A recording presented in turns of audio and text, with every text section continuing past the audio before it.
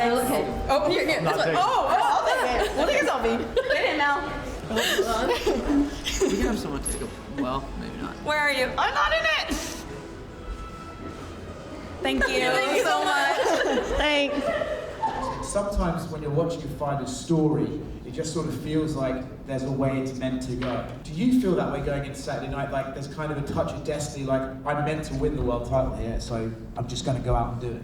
Yeah, I'd be lying if I said no. It definitely feels like it's playing out that way, but I still have to get into an octagon with Aljamain Sterling, the best bantamweight of all time, and I still have to go out there and perform it and do what it's all kind of looking like it's supposed to happen. But it just feels like it's meant to be right now. It's like, this is my time. I've seen this kind of playing out over my career. I said before, I even fought Alfred on the Contender Series that, I'm gonna be that dude. I'm gonna be fighting, main events, world titles, pay-per-views, and now it's here. So it's not like a big surprise to me. I knew I'd put in the work, beat the guys I needed to beat, and I'd be here. All right. Boom. Oh. Good job, thank you. Thank you.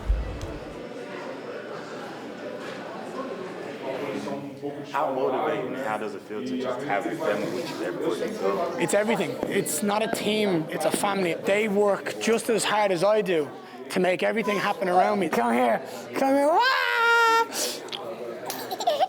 They should be here. They should see the success. They should see the hype. They should feel the power that all of this brings, so that when fight night comes and I do it, we're all on the same energy, the same wavelength, the same frequency of joy.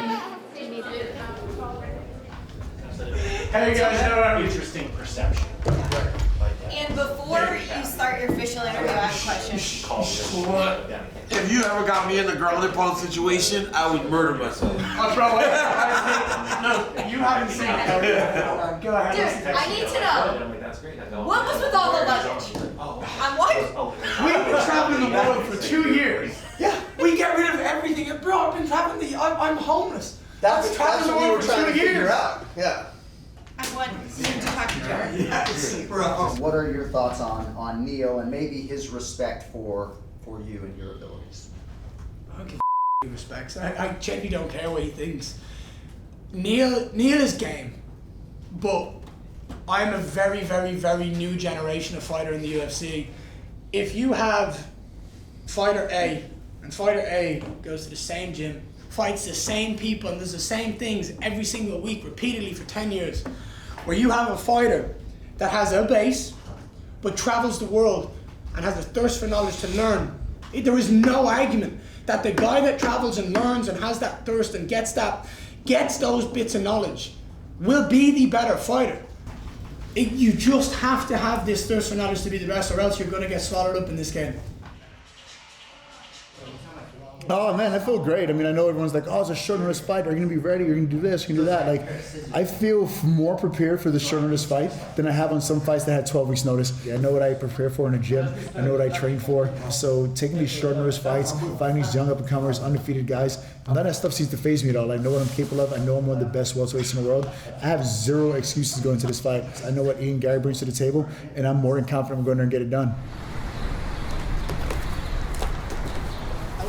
I left in New York.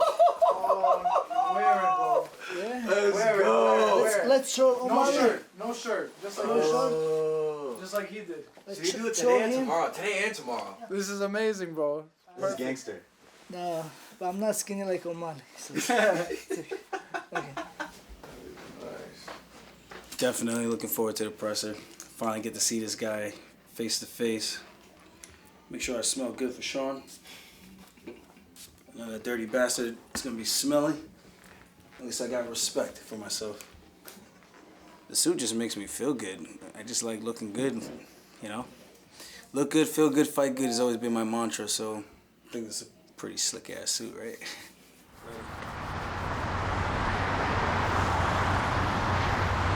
Good, I like the hair. Fresh, man. I was trying to get them to do the same for you. Can I get a chain? Can I get one chain? Gotcha. Oh, here's Longo. That's what happens when you have Longo. Yo, Longo! Is he a Jericho Turnpike?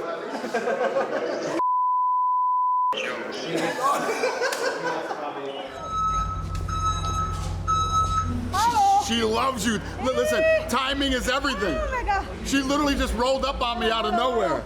Oh. Thank you. Oh, I'm breathing.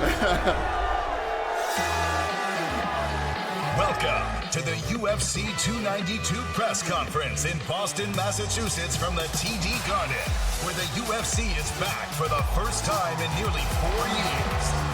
What's up, Boston? How are you today? Question for the champion, Weili. Jessica Andrade has said she believes Amanda Lemos is a harder hitter than yourself, and she says that maybe even Amanda could finish you, maybe even a knockout. So I'm curious, when you watch Amanda's skill set and game plan on tape, does she present any problems? 莱蒙斯他是挺厉害的，他很强壮，然后他也很精准。但是我觉得我这次比赛会像水一样，不管他出现任何角度，我都会把他包裹起来。Sábado eu vou beber essa água e não vai sobrar nenhuma gota. This is a question for Chris Weidman. Chris, I want to say welcome back. How does it feel knowing that you've gone through this hardship and now you're finally back in the sport and able to fight again? Bro, this energy is amazing right now. It's surreal to be back. Let's go. Let's go. I'm just excited to be here, man. I'm excited to be healthy again. I'm excited to make that walk. And I'm excited to come back and become a world champion again and shock the world. Sugar, you obviously got a big pop when you entered the arena. You're getting one right now. Even though you're not the champion, do you feel like you're the A side of this pay-per-view? Yeah, I feel like Aljo's fighting for the sugar belt. You know, I definitely feel like the A side. But I still got to go in there and knock his ass out and just keep getting better and better and bigger and bigger. Who has this guy fought? He is going to get exposed on Saturday night. Exposed! I cannot wait! I cannot wait! Chito, not long ago. Oh, Cheeto's here? What the I didn't know that. You were being talked as a guy that was going to fight for the belt. You had a hiccup, but you're here back fighting another top contender in Pedro Munoz.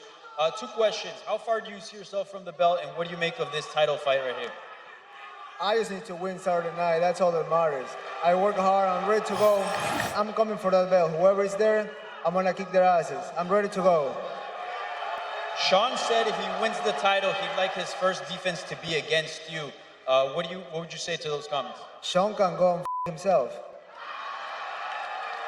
Sugar Sean, why should the champ be hesitant to shoot on you and grapple with you Saturday evening? Dun-dun-dun, Sports Center's top 10 plays coming in at number 1. Sugar Sean O'Malley knocks out Aljamain Sterling! Ian, yesterday you said you're going to finish Neil with something at the 8-minute mark. What do you see in his style that makes you believe that? I'm a new generation of fighters coming up in this division. You see all the new youth in this division. There's me, there's Jack Della Maddalena, there's Shavkat, there's Kamzat. We're coming in here and we're going to make examples of people like Neil. And Neil is not going to be able to deal with my speed. Boston, I promise you, you're going to get a finish for the ages. I want every single one of you on your feet. And I'm going to show you that the Irish are back. Boston, I love you. Thanks. We're going to get these guys up here and square them off. We'll see you at the wedding.